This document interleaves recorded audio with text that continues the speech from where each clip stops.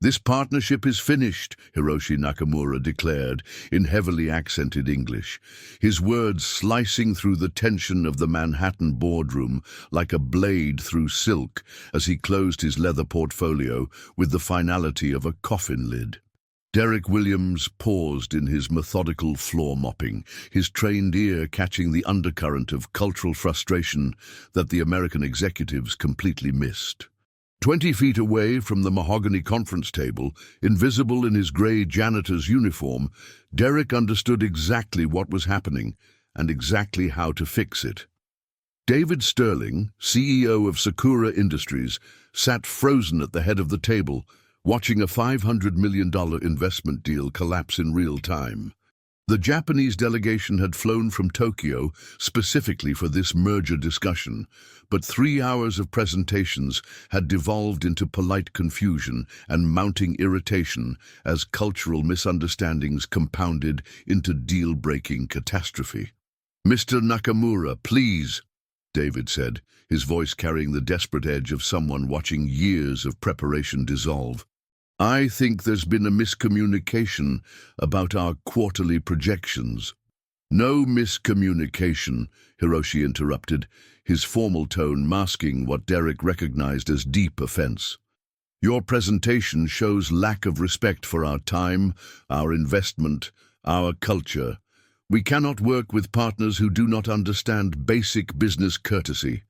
Derek continued cleaning, but his attention was entirely focused on the conversation. His 8 years as a military translator in Japan had taught him to read the subtle signs of Japanese business frustration.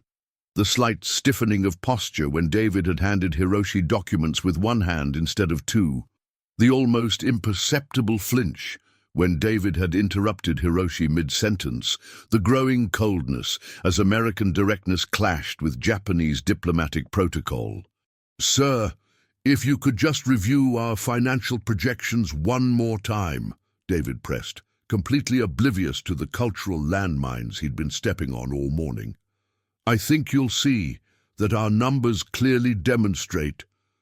"Mr. Sterling," Hiroshi said, standing with the controlled dignity that Derek knew preceded total withdrawal from negotiations, "we have reviewed everything necessary. This partnership is not suitable for our organization." Derek felt his chest tighten with recognition. This wasn't about money or projections. This was about respect, face-saving, and cultural competence that the Americans lacked entirely. In 5 minutes, Hiroshi would leave this building and never return, taking $500 million in potential investment with him. At 38, Derek had spent 7 years perfecting the art of invisibility. After his military discharge, after the PTSD diagnosis that ended his translation career, after the months of therapy that taught him to manage anxiety through routine and anonymity, Derek had found safety in being overlooked. The night janitor job at Sakura Industries paid his Queen's rent and Maya's school expenses while allowing him to avoid the high-stress situations that triggered his trauma responses. But watching this catastrophic failure of communication, Derek felt the familiar pull of professional competence warring with personal survival instincts. "Nakamura-san," Derek said quietly, setting down his mop and stepping forward with the respectful posture his military training had ingrained. "Shitsure shimasu ga misunderstanding ga aru to omoimasu." The effect was electric. Every head in the room snapped toward Derek, the Japanese delegation with shock, the American executives with bewilderment, David Sterling with an expression that suggested he was witnessing something impossible. Hiroshi Nakamura's eyes widened as he processed not just that the janitor had spoken perfect Japanese, but that he'd used the precise level of formal politeness appropriate for addressing a senior business executive. "Anata wa Nihongo wo hanashimasu ka?" Hiroshi asked, his voice carrying a mixture of surprise and cautious interest. "Hi, Nakamura-san," Derek replied, maintaining the respectful tone while internally calculating whether he was about to destroy 7 years of careful anonymity. "Watashi wa moto jeitai no yakusha deshita. Nihon de 8 nen kan hatarakimashita." The revelation that Derek was a former military translator who had worked in Japan for 8 years shifted the entire energy of the room. Hiroshi's posture relaxed slightly, recognition flickering in his expression as he processed that someone in this building actually understood the cultural context he'd been navigating all morning. "Derek!" David Sterling interrupted, his voice sharp with confusion and something that might have been anger. "What the hell are you doing?" Derek looked at his boss, this man who signed his paychecks but had never bothered learning his name until this moment, and made a choice that would change everything. "I'm preventing you from losing a $500 million deal because you don't understand that Mr. Nakamura isn't rejecting your financial projections," Derek said, his voice calm despite the adrenaline flooding his system. "He's rejecting your approach to business relationships." "I don't need translation advice from David-san," Hiroshi interrupted, using the honorific with pointed emphasis. "Please allow Williams-san to explain. I am very interested in his perspective." The fact that Hiroshi had immediately grasped Derek's surname and was using proper Japanese honorifics, while David still seemed stunned by his janitor's linguistic abilities, highlighted exactly the kind of cultural awareness gap that was destroying their negotiations. "Nakamura-san," Derek continued in Japanese, "Sterling-san and his team have prepared extensively for this meeting, but American business culture emphasizes efficiency and directness in ways that may seem disrespectful in Japanese context. They intended to show confidence in their proposals, not dismissiveness of your concerns." Hiroshi nodded slowly, his expression shifting from offense to consideration. "William-san, do you believe Sterling-san's company truly values long-term partnership, or do they seek only immediate financial benefit?" Derek translated the question for David, then waited as his boss processed that his entire approach to the meeting had been culturally tone-deaf. "Mr. Nakamura," David said, looking directly at Derek as if seeing him for the first time, "please tell him that we absolutely value long-term partnership. We want to build something together that benefits both companies for decades," Derek translated, then continued the conversation in Japanese, helping Hiroshi understand David's intentions while explaining to David the cultural protocols he'd been unconsciously violating. For 20 minutes, Derek served as more than a translator. He was a cultural bridge, helping two groups of intelligent people understand each other's priorities and communication styles. "Williams-san," Hiroshi said finally, "your explanation helps clarify many concerns. Perhaps we should restart our discussion with better understanding of expectations." When Derek translated this into English, David Sterling's relief was visible. But as the immediate crisis passed, Derek could see new questions forming in his boss's expression. Questions about why a military translator was working as a janitor, why he'd never mentioned his linguistic abilities, why he'd chosen to intervene only when the deal was collapsing. "Derek," David said as the Japanese delegation agreed to continue negotiations the following day, "we need to talk, privately."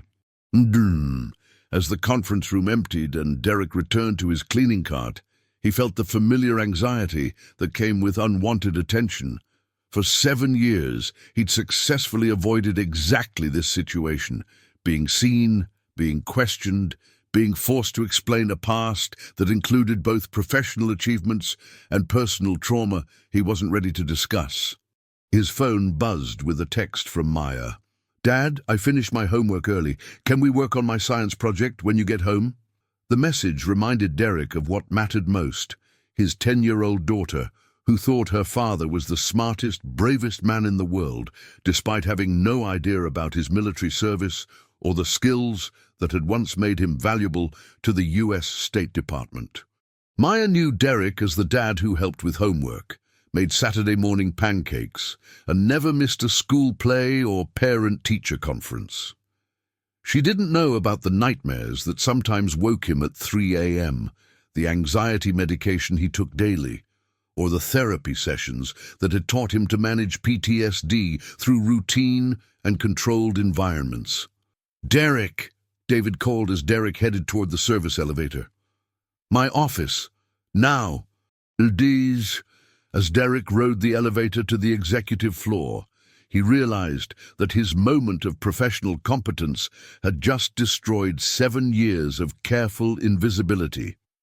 Tomorrow, he would have to explain to his boss why a former military translator was mopping floors instead of commanding 6-figure salaries in corporate translation services.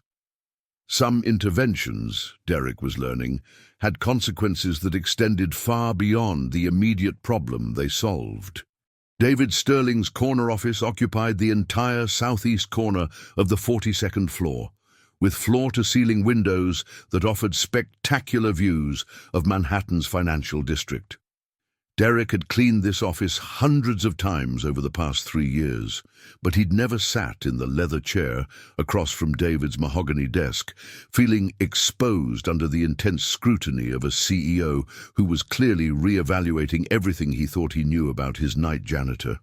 "Derek Williams," David said, reading from what appeared to be a personnel file he'd never bothered examining before. "Employed here for 3 years, exemplary work record, lives in Queens with a 10-year-old daughter." He looked up sharply. "No mention of military service, language skills, or any qualifications beyond basic maintenance experience." Derek sat quietly, his hands folded in his lap with the controlled posture his therapist had taught him for managing anxiety-inducing situations. "You never asked." "I never asked because janitors don't typically have classified military backgrounds and fluency in languages that could command $100,000 salaries in corporate America." David leaned forward, his expression shifting from confusion to something that might have been anger. "What aren't you telling me?" The question hung in the air between them like a challenge Derek had spent 7 years avoiding. He looked out at the Manhattan skyline, thinking about Maya safely asleep in their small apartment, trusting that her father would come home from his ordinary job with ordinary problems that didn't threaten their carefully constructed stability. "Mr. Sterling, with respect, my employment history isn't relevant to my current position. I clean offices, maintain equipment, and ensure building security. That's what you pay me to do. That was before you prevented me from losing a $500 million deal by demonstrating expertise I didn't know existed in my own building," David replied sharply. "Derek, what happened in that conference room changes everything. I need to understand who you really are."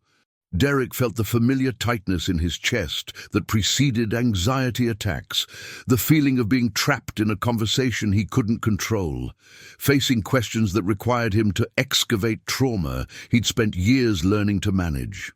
"Mr. Sterling, I appreciate your curiosity, but I'd prefer to keep my personal background separate from my employment here."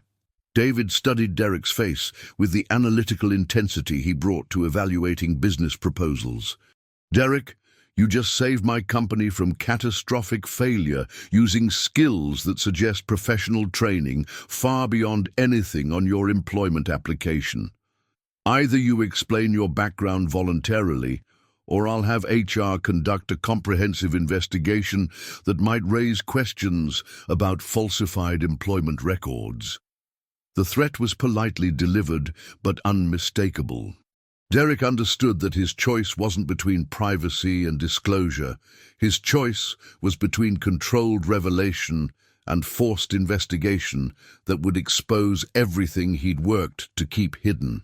"I served 8 years as a military translator," Derek said finally, his voice carefully controlled, "specialized in Japanese language and cultural affairs.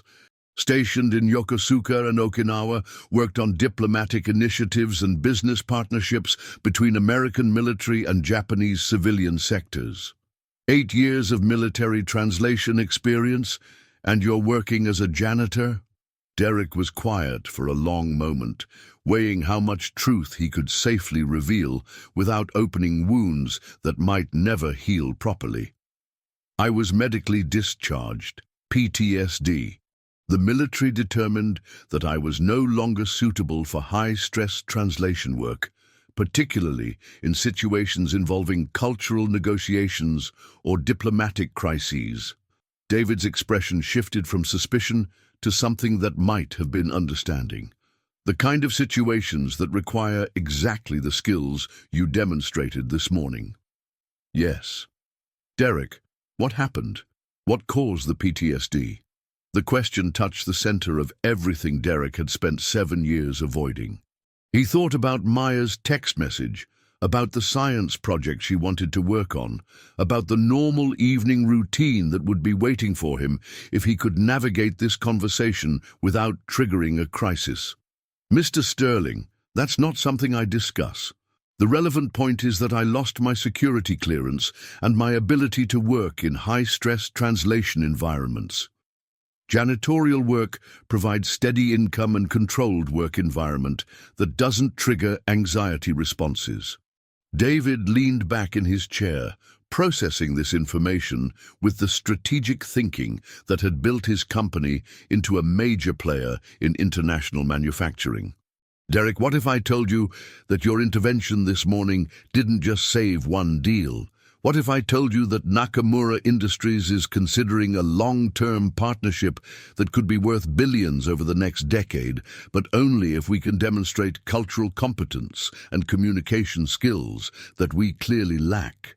Derek felt his stomach clench with recognition of where this conversation was heading. Mr. Sterling, I'm not qualified for corporate translation work anymore. You're not qualified, or you're afraid? The directness of the question cut through Derek's careful deflections. Both. Derek, let me be completely honest with you. This morning, I watched you navigate a complex cultural crisis with expertise that none of my highly paid executives possess. You understood not just the language, but the cultural subtext, the business protocols, the relationship dynamics that were destroying our negotiations.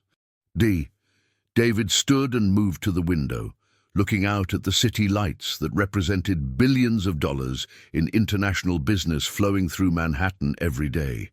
I built this company by recognizing talent wherever I found it and putting it to use in ways that created value for everyone involved.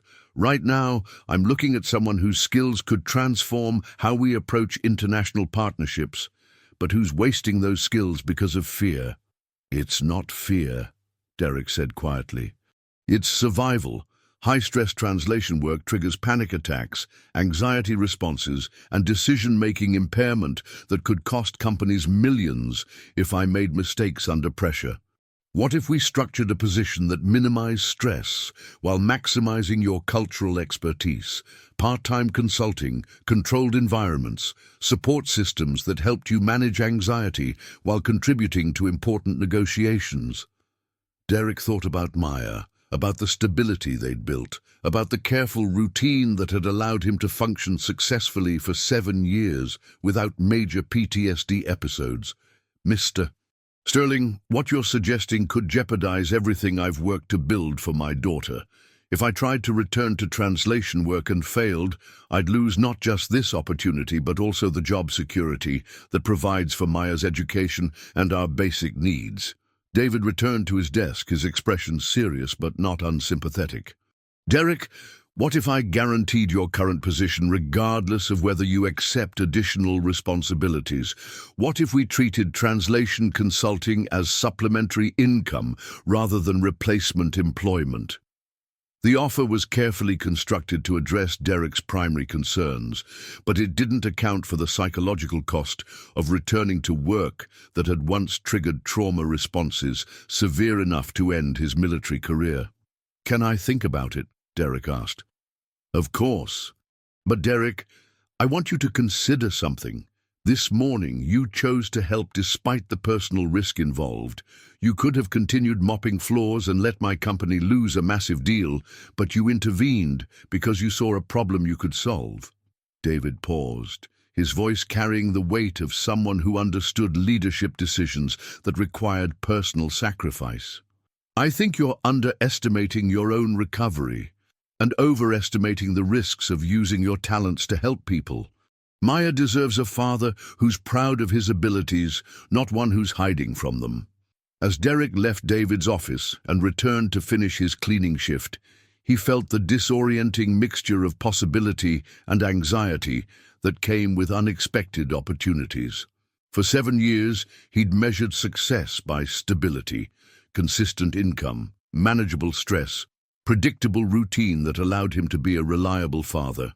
But David's offer forced him to consider whether he'd been protecting Maya by limiting himself or limiting himself by overprotecting both of them from challenges that might actually strengthen their family. The subway ride back to Queens gave Derek time to process the evening's events and consider how to explain to Maya that her father's ordinary job had suddenly become complicated by extraordinary circumstances. Maya was asleep when Derek arrived home, but she'd left her science project materials spread across their small kitchen table, a study of international communication methods that seemed ironically appropriate given the evening's events. As Derek looked at his daughter's careful research about how different cultures approached problem-solving, he realized that Maya was already more curious about the world beyond their Queens neighborhood than he'd been willing to acknowledge.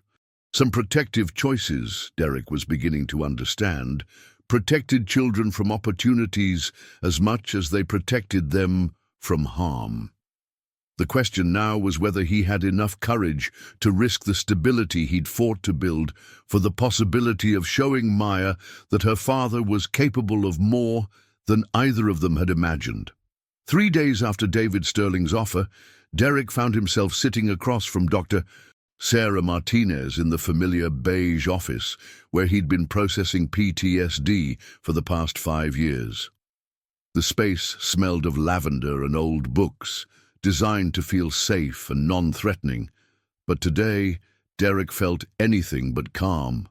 "You seem more agitated than usual," Dr. Martinez observed, her voice carrying the patient authority of someone who'd guided dozens of veterans through complex decisions about returning to civilian careers that resembled their military service. "Tell me what's happened." Derek explained the situation, the spontaneous translation, David's offer, the potential for returning to work that had once triggered debilitating anxiety attacks. As he spoke, he could feel his heart rate elevating, his breathing becoming shallow in the way that preceded panic responses.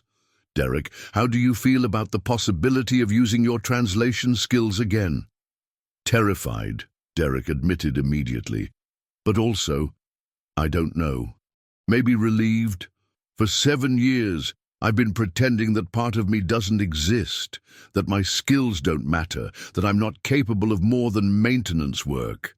Dr. Martinez leaned forward slightly, her expression focused. "What specifically terrifies you about returning to translation work?" Derek was quiet for a moment, organizing thoughts he'd been avoiding since David's conversation. "What if I have a panic attack during an important negotiation? What if my anxiety affects my judgment and I mistranslate something crucial? What if I fail publicly and lose both the consulting opportunity and my regular job? And what relieves you about the possibility, the idea that maybe I don't have to keep hiding, that maybe Maya could see her father as someone with valuable skills instead of just someone who cleans up after other people's success?" Dr.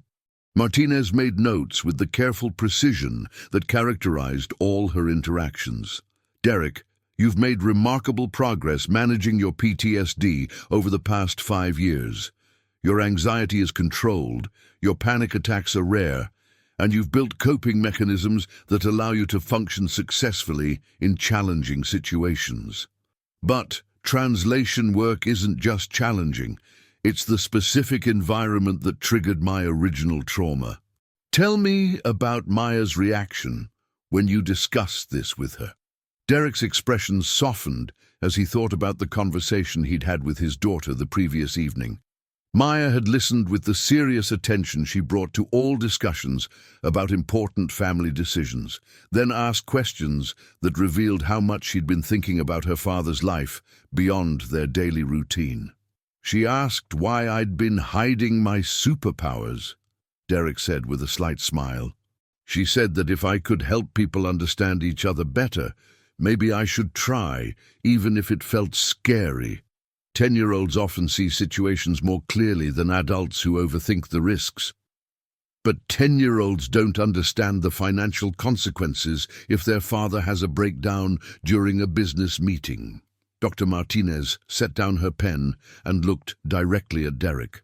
What would you tell Maya if she came to you afraid to try something she was talented at because she might fail? The question forced Derek to confront the disconnect between his parenting philosophy and his personal choices.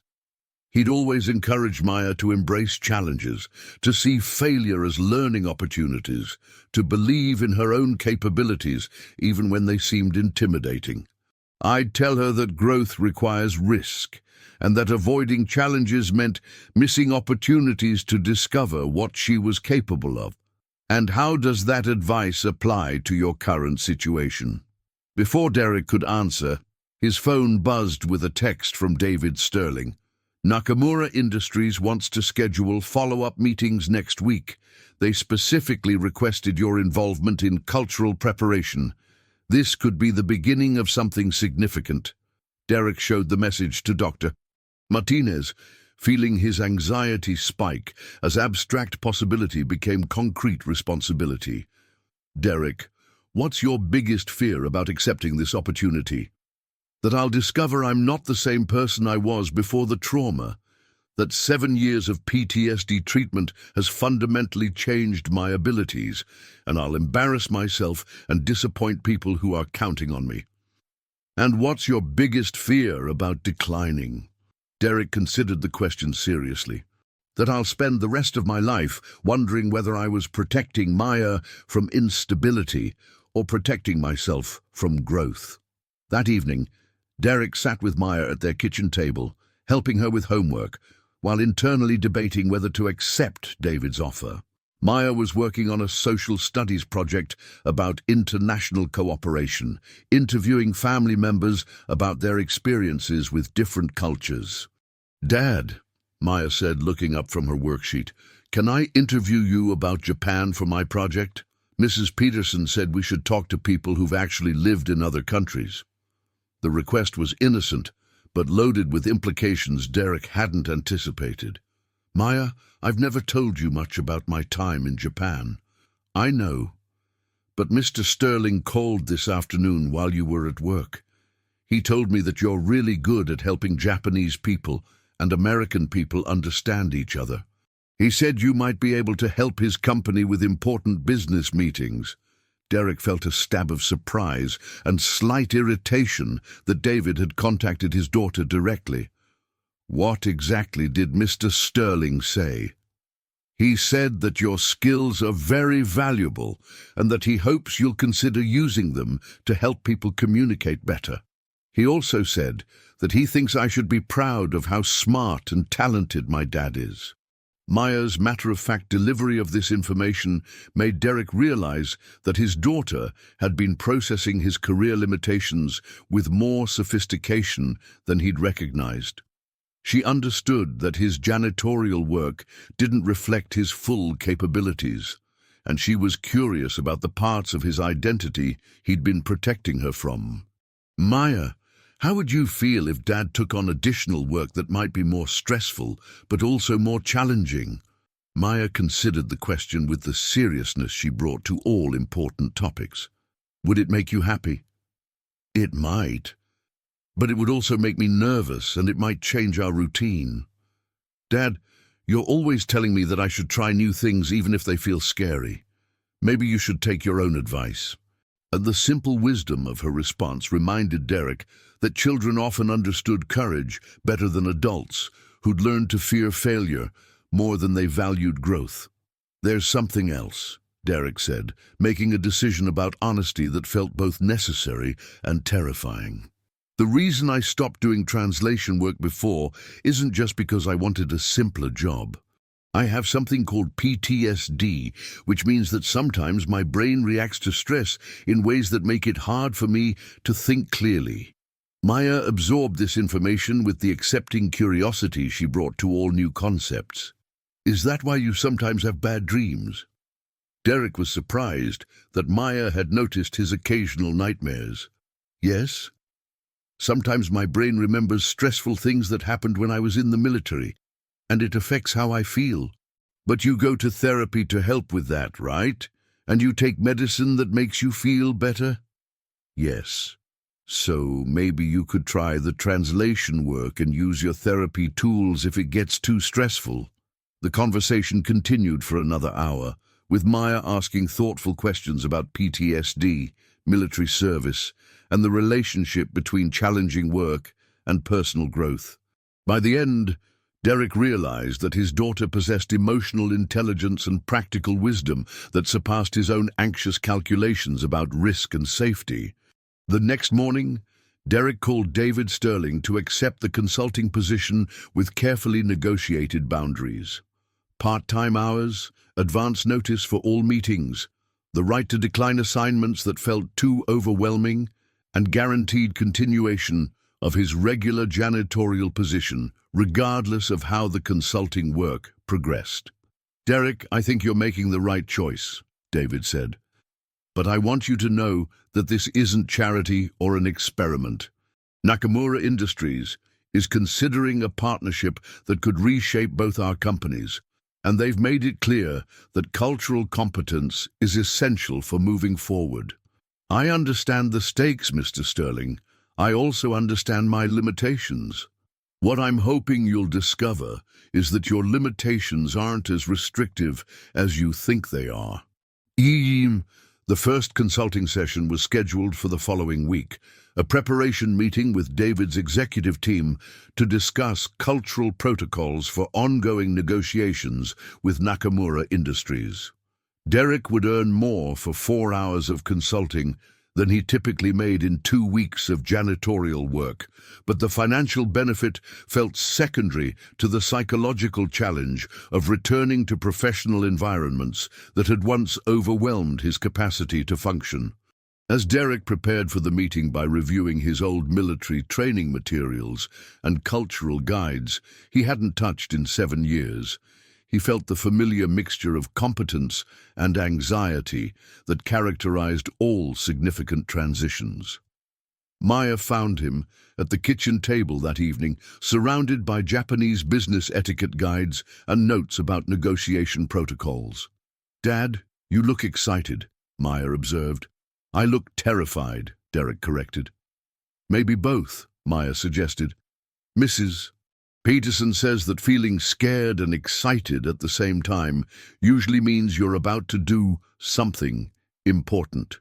As Derek looked at his daughter, this wise, supportive girl who believed in his capabilities even when he doubted them himself, he realized that accepting David's offer wasn't just about returning to translation work. It was about showing Maya that growth required courage, that valuable skills deserved to be used in service of others, and that healing from trauma didn't mean hiding from challenges that might trigger difficult memories. Some sacrifices, Derek was learning, involved giving up safety for the possibility of becoming the person your child already believed you were. 2 weeks into his consulting work, Derek stood in Sakura Industries' main conference room, watching David Sterling attempt to navigate a cultural minefield that would have been amusing if the stakes weren't so high. The follow-up meeting with Nakamura Industries had expanded from a simple partnership discussion to a comprehensive cultural exchange that would determine whether 2 companies could build lasting business relationships across vast cultural differences. "Nakamura-san," David said, extending his hand for a Western handshake while simultaneously attempting a bow that was both too shallow and poorly timed. "We're honored by your continued interest in our proposal." Derek fought the urge to intervene immediately, recognizing that David needed to learn through experience rather than constant correction. But watching his boss navigate Japanese business etiquette was like watching someone perform surgery with gardening tools. Technically possible, but likely to cause unnecessary damage. Hiroshi Nakamura accepted the handshake with polite patience, but Derek caught the subtle signs of discomfort that American executives consistently missed. The slight hesitation before physical contact, the formal distance maintained during conversation, the way Hiroshi's eyes briefly sought Derek's as if looking for cultural translation. "Sterling-san," Hiroshi replied, "we are pleased to continue our discussions. However, we have questions about your company's understanding of long-term business relationships in Japanese context." Derek stepped forward with the timing he'd learned during 8 years of military diplomacy. "Nakamura-san, Sterling-san has asked me to ensure that our discussions reflect proper respect for Japanese business culture. Perhaps we could begin with introductions that honor both American efficiency and Japanese protocol." For the next hour, Derek facilitated a conversation that was part business negotiation, part cultural education, and part careful relationship building. He helped David understand that Japanese business decisions involved personal trust as much as financial analysis, while helping Hiroshi recognize that American directness reflected enthusiasm rather than disrespect. "Williams-san," Hiroshi said during a break in discussions, "your guidance helps us understand Sterling-san's intentions more clearly. But I am curious, why does someone with your expertise work in maintenance rather than international business?" The question was delivered with the polite curiosity that characterized Japanese approaches to personal topics, but Derek recognized the deeper inquiry about his professional trajectory and current employment. "Nakamura-san, sometimes people need time to prepare for responsibilities that match their training. My current position allows me to support my family while developing readiness for more challenging work." Hiroshi nodded, with understanding that suggested he recognized both the diplomatic answer and the personal complexity it concealed. "In Japan, we believe that wisdom comes from experiencing different perspectives, including humble work that teaches patience and attention to detail." The comment was delivered as validation rather than pity, acknowledging Derek's janitorial experience as valuable preparation rather than professional failure. The cultural sensitivity of Hiroshi's response highlighted exactly why these negotiations required someone who understood Japanese approaches to personal dignity and professional respect.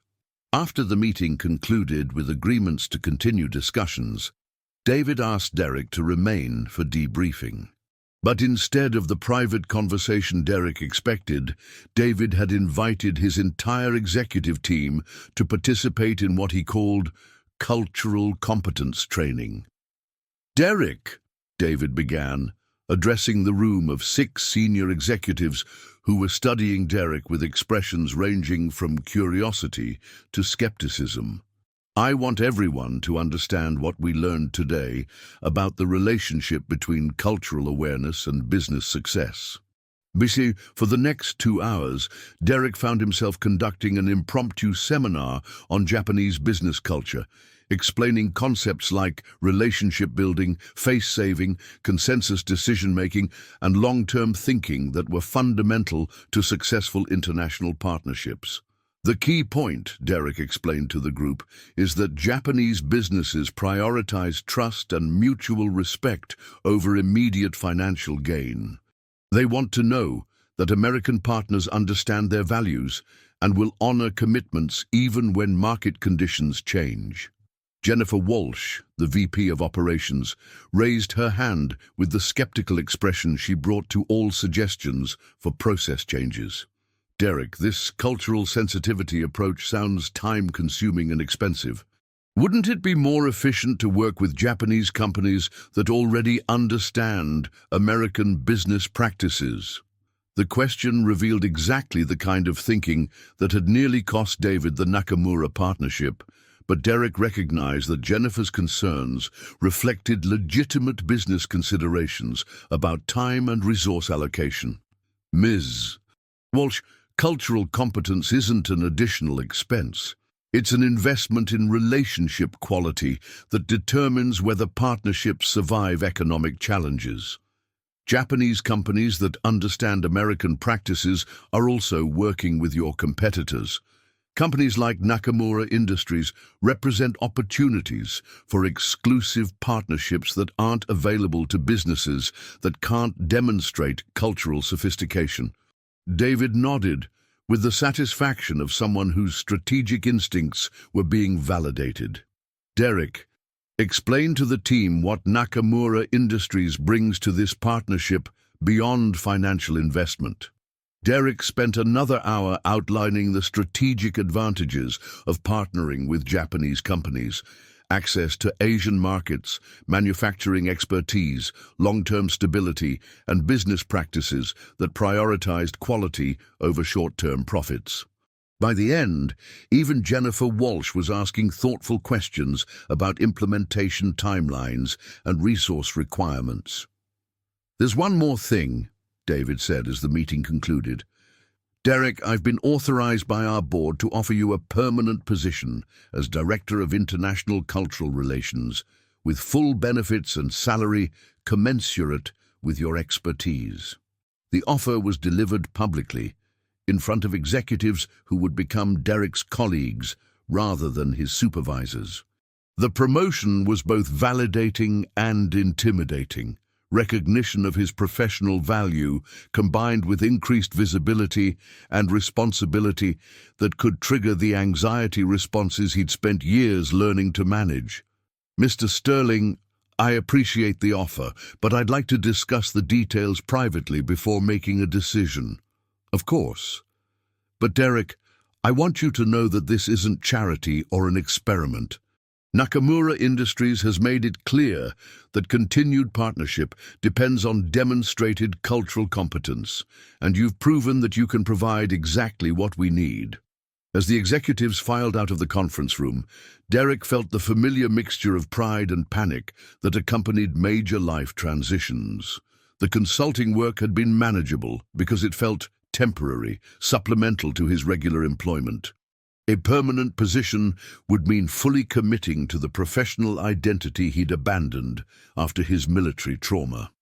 That evening, Derek sat with Maya at their kitchen table, explaining the promotion offer, while helping her practice conversational Japanese phrases she'd been learning from online tutorials. "Dad, this sounds like exactly what you're good at," Maya said, carefully pronouncing the Japanese greeting phrases Derek had taught her. "Why do you seem worried about it?" "Because it's a big change from the life we've built together. More responsibility, more stress, more visibility. I want to make sure it won't affect our stability or my ability to be the father you need." Maya set down her Japanese workbook and looked at Derek with the seriousness she brought to all important family discussions. "Dad, can I tell you something?" "Always." "I'm proud of you for helping those businessmen understand each other. And I think it's cool that you speak Japanese and know about different cultures. But mostly, I'm proud that you're brave enough to try something that feels scary." The simple honesty of Maya's response reminded Derek that children often evaluated choices based on values rather than risks, courage rather than consequences. "Maya, if I take this job, our routine will change. I might have to travel sometimes, work different hours, attend evening meetings. Will you still help me with homework?" "Always." "Will you still make Saturday morning pancakes?" "Absolutely." "Will you still be my dad?" Derek smiled at the question that cut through all his anxious calculations. "Forever." "Then I think you should take the job, and Dad, maybe I could help sometimes. I'm getting pretty good at Japanese, and I understand business stuff from watching you work." As Derek looked at his daughter, this wise, adaptable girl who was growing up to be exactly the kind of person he'd hoped to raise, he realized that accepting David's offer wasn't just about professional advancement. It was about modeling the courage Maya would need to pursue her own dreams, demonstrating that healing from trauma didn't require permanent limitation, and showing his daughter that valuable skills deserved to be used in service of building understanding between people from different backgrounds.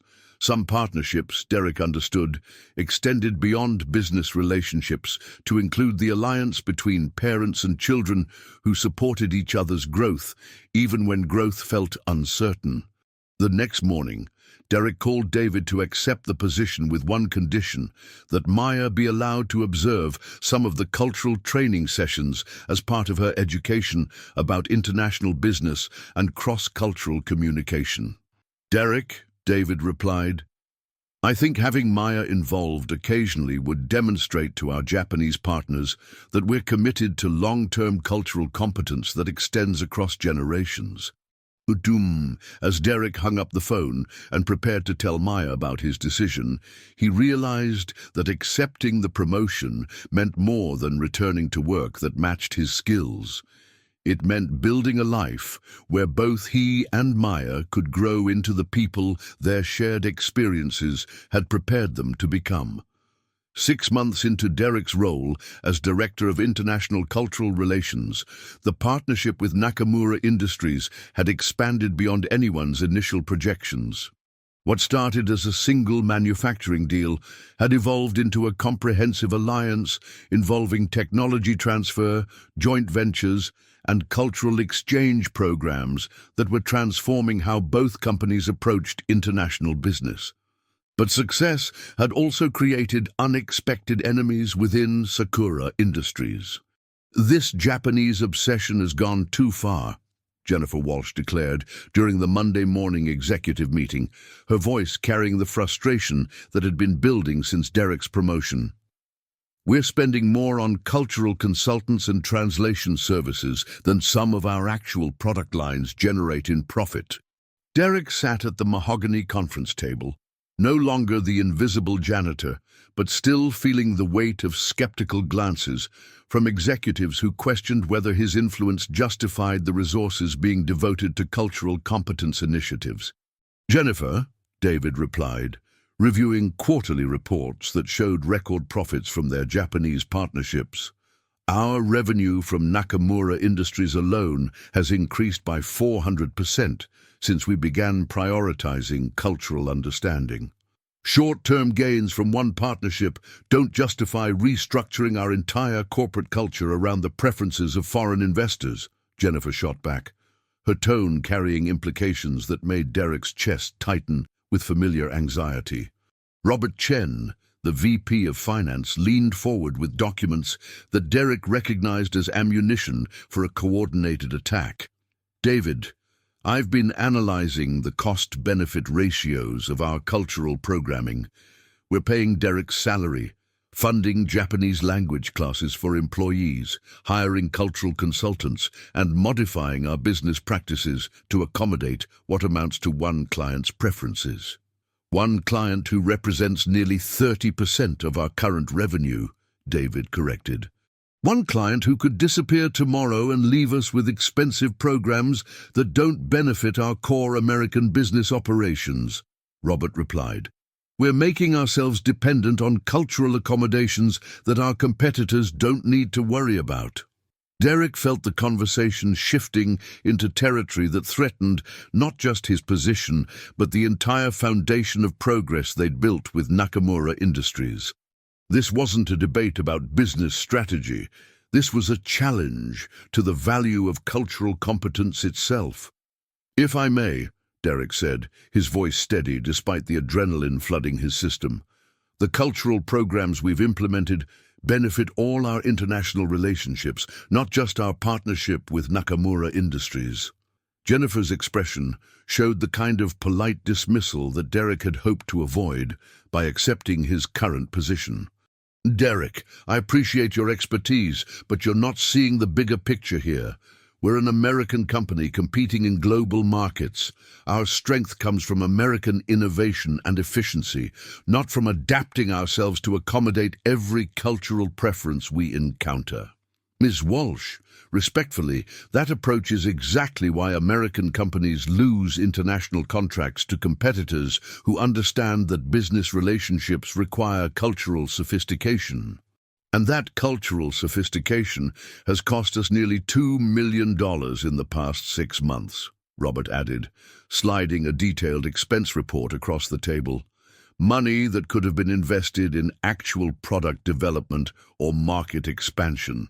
David was studying the numbers with the focused attention he brought to all financial analysis, but Derek could see uncertainty growing in his expression. The cultural programs had indeed been expensive, and the return on investment was difficult to quantify in ways that satisfied traditional business metrics. "There's something else," Jennifer continued, producing documents that made Derek's stomach clench with recognition. "I've been researching Derek's background, and I think the board should know that we're basing major corporate decisions on the recommendations of someone who was medically discharged from military service for psychological instability." The words hit the conference room like a physical presence.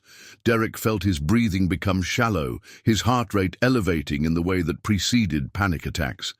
His PTSD diagnosis was being weaponized against his professional credibility. "Jennifer, that's completely inappropriate," David said, his voice sharp with anger. "It's completely relevant," Jennifer replied. "We're restructuring our business practices based on advice from someone whose military career ended because he couldn't handle stress. What happens when Derek has a breakdown during important negotiations? What happens when his psychological issues compromise a deal worth hundreds of millions?" Derek stood up slowly, feeling the familiar dissociation that came when trauma responses conflicted with professional responsibilities. Every executive in the room was staring at him, some with sympathy, others with the calculating expressions of people reassessing his value and reliability. "Ms. Walsh," Derek said, his voice carrying the controlled authority he'd learned during 8 years of military diplomacy. "My PTSD diagnosis doesn't affect my ability to understand Japanese culture or facilitate international business relationships. It affects my response to combat-related stress, which isn't typically a factor in corporate conference rooms. Unless the stress of high-stakes negotiations triggers the same psychological responses that ended your military career," Robert added, his tone suggesting genuine concern mixed with professional calculation. Derek felt the room tilting slightly, his vision narrowing in the way that indicated an approaching anxiety attack. But instead of retreating or making excuses, he made a choice that surprised everyone in the room, including himself. "You're right," Derek said simply. "High-stress situations can trigger anxiety responses that affect my decision-making.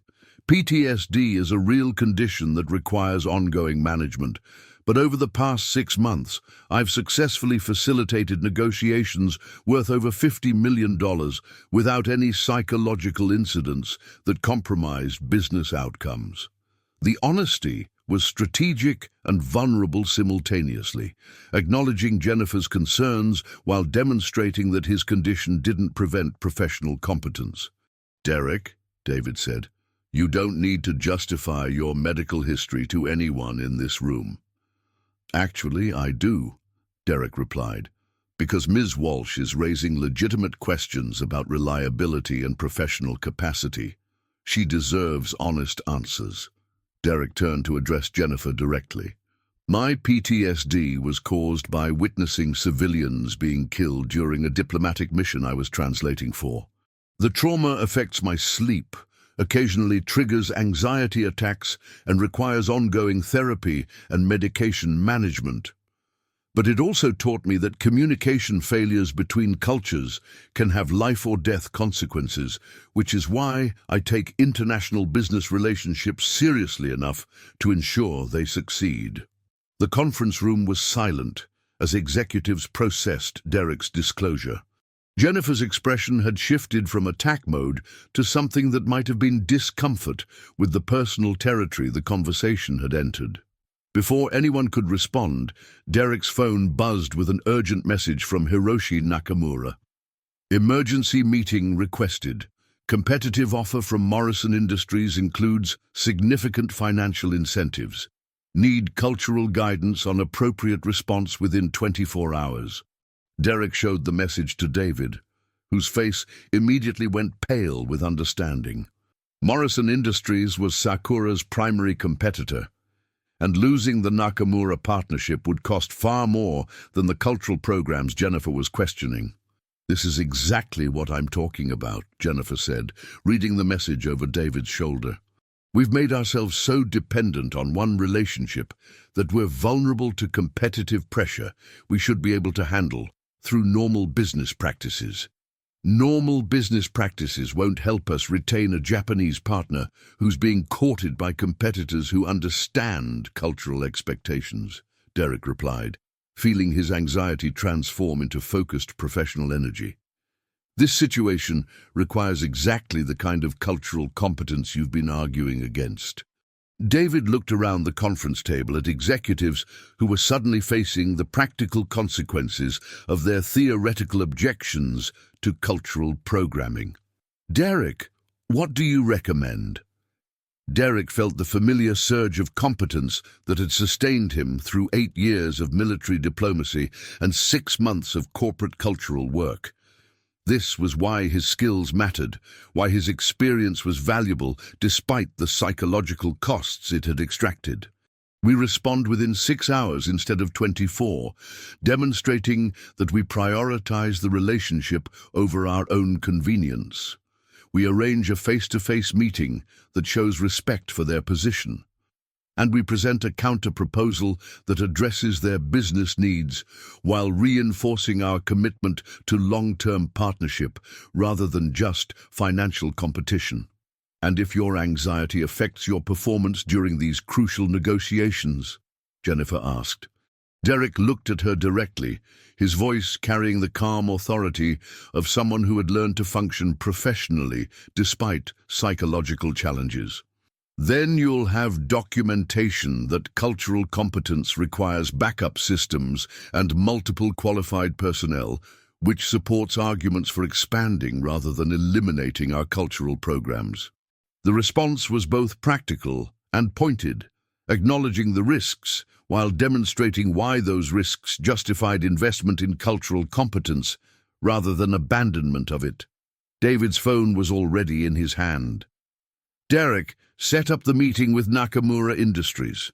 Jennifer, I want you to observe these negotiations and evaluate whether our cultural approach produces results that justify its costs."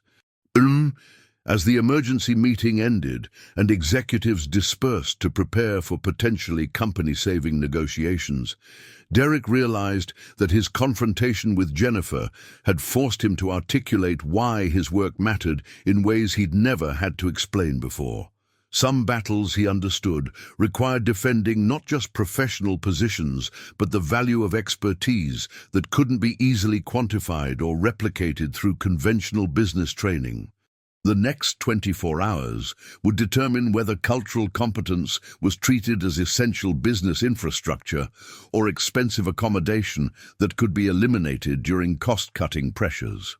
18 months after the emergency negotiations that had saved the Nakamura partnership, Derek stood in his expanded office on the 44th floor, watching Maya demonstrate origami techniques to a group of Sakura Industries executives who were preparing for their own assignments in Japan.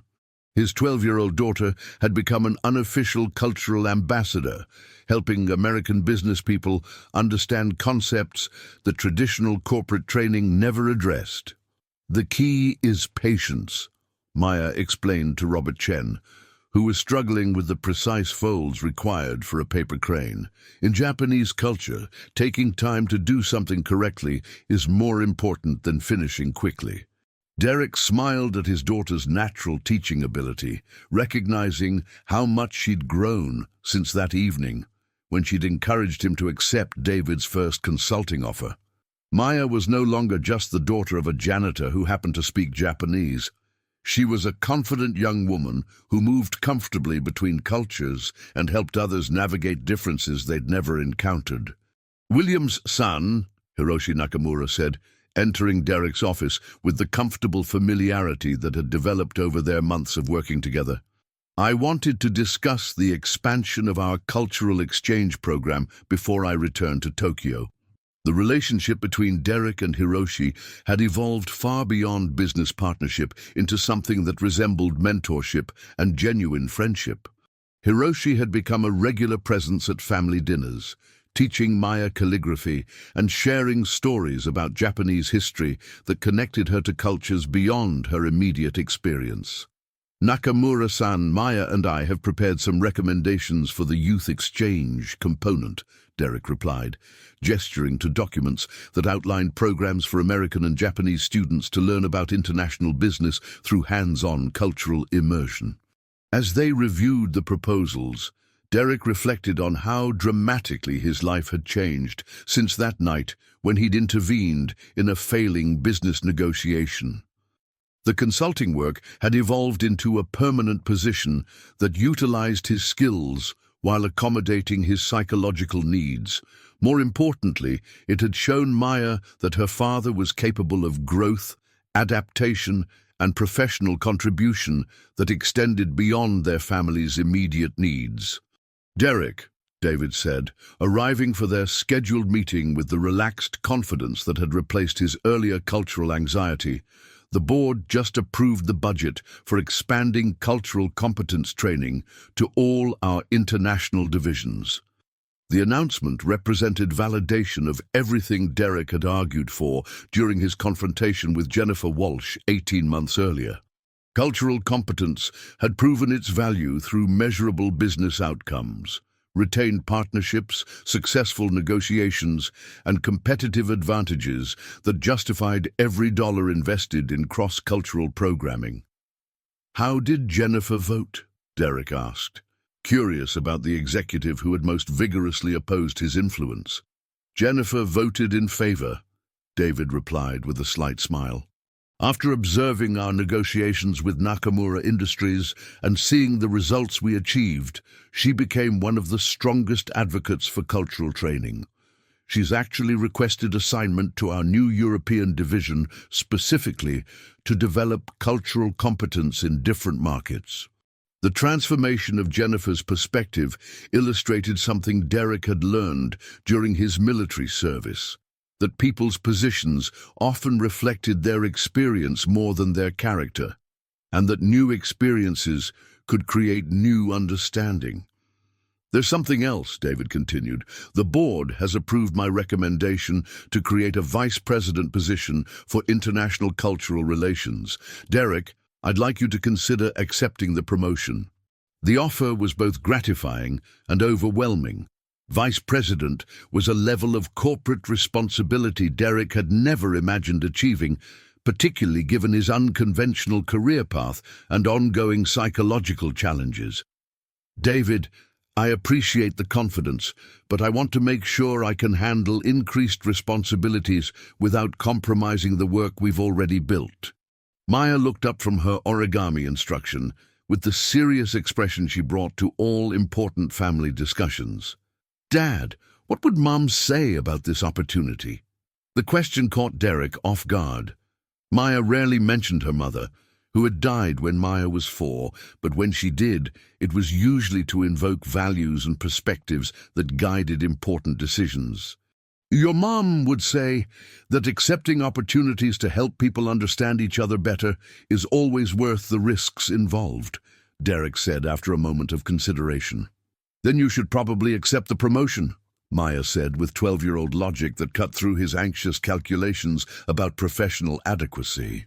Hiroshi had been listening to this conversation with the patient attention he brought to all family interactions. "William's son, in Japanese business culture, we believe that leadership positions should be offered to people who understand responsibility rather than those who seek authority. Your hesitation demonstrates exactly the kind of character we want in senior management." Over the following weeks, Derek accepted the promotion with carefully negotiated conditions that protected his mental health while expanding his professional influence. The vice president position included resources for hiring additional cultural specialists, travel accommodations that minimized stress triggers, and flexible scheduling that preserved his ability to be present for Maya's important events. "Derek," Maya said one evening as they prepared dinner together in their new apartment, larger now with space for the piano Hiroshi had given Maya and the home office Derek needed for international video conferences. "I want to tell you something." "What's that, sweetheart?" "I'm proud of you for becoming successful at work, but I'm more proud that you didn't change who you are as my dad." The observation reflected Maya's understanding that professional advancement could sometimes compromise family relationships, and that she'd been monitoring Derek's transformation to ensure it strengthened rather than threatened their bond. "Maya, you know that my work success is because you supported me when I was afraid to try new things, right?" "I know. And I also know that your work helps people understand each other better, which makes the world a little bit nicer for everyone." As Derek looked at his daughter, this wise, confident young woman, who moved easily between cultures and helped others navigate differences with patience and understanding, he realized that their family had been transformed by challenges that had initially seemed threatening. The cultural competence work had given Derek purpose that utilized his skills while honoring his limitations. Maya had developed sophistication and confidence that would serve her throughout her life. Their relationship had deepened through shared challenges that required mutual support and growth. "Dad," Maya said as they finished cleaning up after dinner, "Hiroshi-san asked if I'd be interested in spending part of next summer in Japan, staying with his family and learning about business culture from a Japanese perspective." The opportunity was exactly the kind of experience Derek would have wanted for Maya: cultural immersion, educational advancement, and relationship building with people who had become extended family through business partnership. "How do you feel about that possibility?" "Excited, but also nervous about being so far away from you for so long." Derek understood Maya's mixed feelings. Their relationship had been the foundation of stability for both of them, and extended separation would test their ability to maintain connection across distance and cultural differences. "Maya, what if we structured it so that I could visit you in Japan for part of the time? I could conduct business meetings while you're doing cultural immersion, and we could explore the country together." Maya's face lit up with excitement. "Really? You'd want to go back to Japan?" The question forced Derek to confront how much his relationship with his military trauma had evolved. 2 years earlier, the thought of returning to Japan would have triggered anxiety attacks. Now, the possibility felt like an opportunity to integrate his past experiences with his current life in ways that served both professional and personal growth. "I think it would be healing for me to visit Japan as your father rather than as a soldier. And I think it would be amazing for us to experience Japanese culture together." As they planned Maya's potential summer in Japan and Derek's expanding role in international business, Derek realized that their family had created something neither of them could have imagined when he was mopping floors and she was struggling with homework at their kitchen table. They had built a life where cultural differences were bridges rather than barriers, where professional competence served human understanding, and where personal growth supported rather than threatened family stability. Some transformations, Derek understood, created not just individual success, but family legacy that extended across generations and cultures. 6 months later, Derek stood in the Narita airport arrivals area, watching Maya emerge from customs with the confident smile of someone who had successfully navigated her first independent international experience. Behind her walked Hiroshi's teenage daughter, Yuki, who would be spending the summer with Derek and Maya in New York as part of the cultural exchange program they had developed together. "Dad!" Maya called, running toward him with excitement that reflected successful adventure rather than relief at returning home. "Wait until you hear everything I learned about business culture and family traditions and how different societies solve problems." As Derek hugged his daughter and welcomed Yuki to America, he realized that their family had become something larger than the father and daughter who had once hidden from challenges that seemed too overwhelming to manage. They had become cultural ambassadors, bridge builders, and living proof that understanding between people from different backgrounds was possible when approached with patience, respect, and genuine curiosity about experiences beyond your own. The work continued, the relationships deepened, and the family grew. One conversation, one cultural bridge, one moment of understanding at a time. This story reminds us that true expertise often lies hidden in unexpected places, and that the courage to reveal our authentic capabilities can transform not only our own lives, but the lives of everyone around us.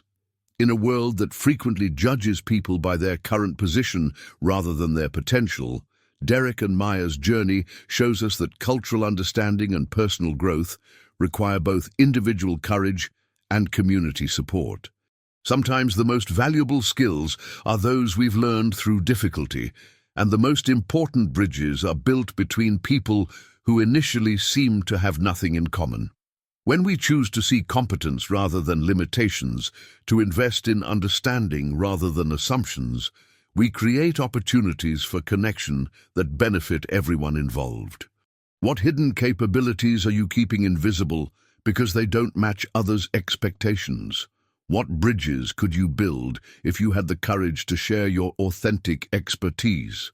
Like and subscribe for more stories that celebrate the power of cultural competence, the importance of recognizing talent wherever it appears, and the truth that the most successful partnerships are built on mutual respect and genuine understanding.